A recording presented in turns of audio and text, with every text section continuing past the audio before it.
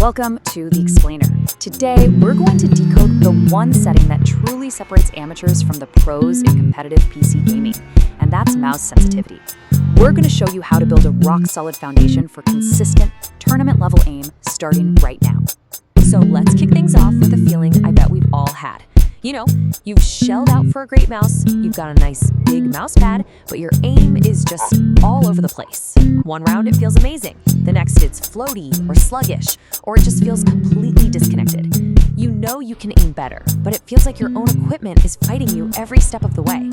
Look, if that sounds familiar, it's because literally countless players are lost in that exact same maze of settings. You've got DPI, polling rate, those in-game sliders. It's just completely overwhelming. But I've got good news for you. There is a clear, logical way out of all that confusion. And this right here is the key thing you have to understand. Pro players aren't just born with some secret aiming gene. They have scientifically engineered their settings to be as consistent as humanly possible. This stable foundation is what lets their muscle memory actually take hold and grow. And that is exactly what we are going to build for you today. Okay, let's dive right in. The single most important concept you need to wrap your head around to get out of that maze is something called EDPI. You can think of it as the Rosetta Stone for mouse sensitivity. So EDPI, it stands for effective dots per inch, and it's the true universal measurement of how fast your crosshair is actually moving on your screen. It doesn't matter what mouse you have or what game you're playing, EDPI gives us one standard number that we can use to compare everything. And the formula to figure it out is beautifully simple. This little equation is the whole key. You just take your mouse's hardware DPI setting and you multiply it by your in-game sensitivity. And that number you get, that's your EDPI. And this table just perfectly shows why EDPI is so important.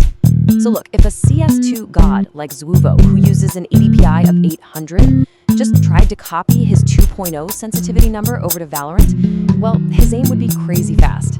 To get that same feel that a typical Valorant pro uses, he'd have to drop his in-game sense way down to about 0.628. This is why just asking a pro for their sensitivity number is totally meaningless if you don't also know their DPI.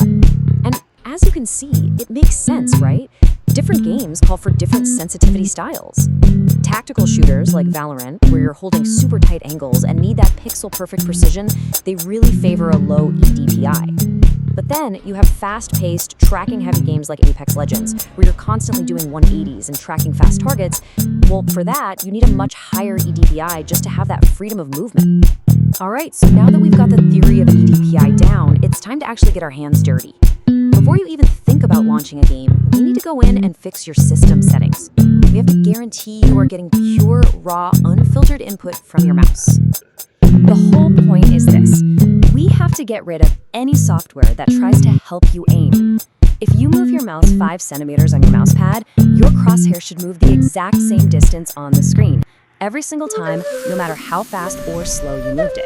That perfect predictability, that is the bedrock of muscle memory. This is it. This is probably the single most important setting you need to change on your entire PC for gaming. Go into your mouse settings and turn this off right now. Enhanced pointer precision is just a sneaky, misleading name for mouse acceleration, and I promise you, it is the #1 killer of consistent aim. So with acceleration on, a fast flick will actually cover more ground on screen than a slow, deliberate movement over the exact same physical distance. That creates a total unpredictability that is just disastrous for muscle memory. But with it off, you get that perfect one-to-one raw input. For competitive play, the choice is, well, it's crystal clear. Okay, here are the other non-negotiables. Set your Windows pointer speed to the 6th notch out of 11. That's the middle one. It ensures a 1-to-1 ratio with no weird scaling. In your mouse software, you've got to disable angle snapping. That's a feature that tries to straighten your lines, which you do not want. Set liftoff distance, or LOD, to low so the cursor doesn't jump around when you reset your mouse. And of course, always enable raw input in-game if it's an option. Lock these in and forget about them. Okay, your system is now a clean slate. It's totally ready for you to build proper muscle memory. So now we can talk about the fun part, finding the sensitivity that feels absolutely perfect for you. So let's take that digital number, EDPI, and bring it into the real world. The ultimate metric for your aim is called centimeters per 360. It's simple. It tells you the physical, real-world distance you have to move your mouse to do a full rotation in-game. By keeping this number the same, you can make your aim feel exactly the same no matter what game you're playing.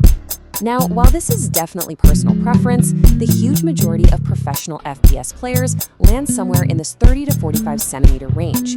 It really is the sweet spot. It perfectly balances the ability to make those big, quick turns with your arm while still having the fine motor control from your wrist for those tiny micro adjustments. And here's how you can find yours. It's a really simple test. Just jump into a practice range and pick a spot on a wall to aim at. Place your mouse on one edge of your mouse pad. Now just swipe your mouse across the pad until your crosshair does one perfect 360-degree turn and ends up back on that starting spot.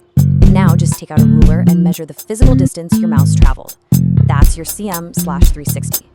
If it's too high or too low for your liking, just nudge your in-game sensitivity up or down until you land right in that 30 to 45 centimeter sweet spot. So let's bring this all together. The goal of all of this, it's not about finding some single magic number that's going to instantly make you a better aimer. No, the goal is to build a stable, repeatable, and understandable system for your aim. That is the true path to consistency. So here it is, your final checklist for a tournament-ready setup. 1. All forms of mouse acceleration, especially enhanced pointer precision, are disabled everywhere. 2. You've locked in all your system settings like Windows pointer speed and turned off gimmicks like angle snapping. And 3. You have found a CM360 that feels good for you, and you're using that same physical feeling across all your games. If you can check all these boxes, you've officially eliminated the variables. From now on, any improvement you see is going to come from pure practice, not from messing with your settings.